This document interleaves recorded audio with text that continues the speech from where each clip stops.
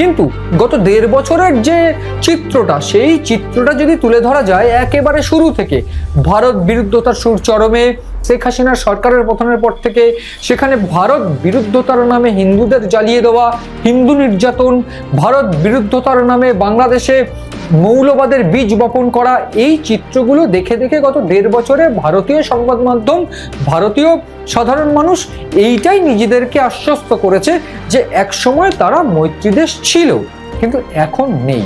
আপনারা কি জানেন এই গোটা চিত্রের মধ্যে থেকেই যে প্রেক্ষাপট চেঞ্জ হয়ে গিয়েছে, যেটা আমি আপনাদের বলবো এই মুহূর্তে কিছুটা আশ্চর্য, কিছুটা ভয়ানক শোনালেও এটা যে চরম বাস্তব তার কোনো দ্বিমত নেই।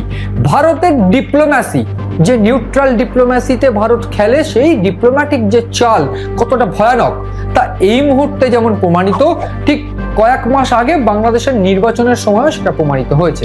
ঠিক যে সময়ে ওসমান হাদির মৃত্যু হয়েছিল, হাদির মৃত্যুর পর থেকে বাংলাদেশ উত্তপ্ত হয়ে উঠেছিল। এইবার সেই বাংলাদেশে ঠিক তার 2-1 দিন পর যখন বুঝতে পারলো ভারত যে ডিপ্লোম্যাটিক ভাবে ভারতের হাতছাড়া হয়ে যাচ্ছে বাংলাদেশ, ঠিক তখনই বাংলাদেশে ফিরলেন তারেক রহমান। এই মুহূর্তে তারেক রহমানের ডেজিগনেশনটা কি? মাত্র 1.5 মাস একটা দেশে ফিরে সে প্রধানমন্ত্রী। কিছুটা আশ্চর্য লাগছে না আপনাদের? এই যে পদ্ধতি, সেই পদ্ধতিটা কি বলে? ভারতের ডিপ্লোম্যাটিক চাল।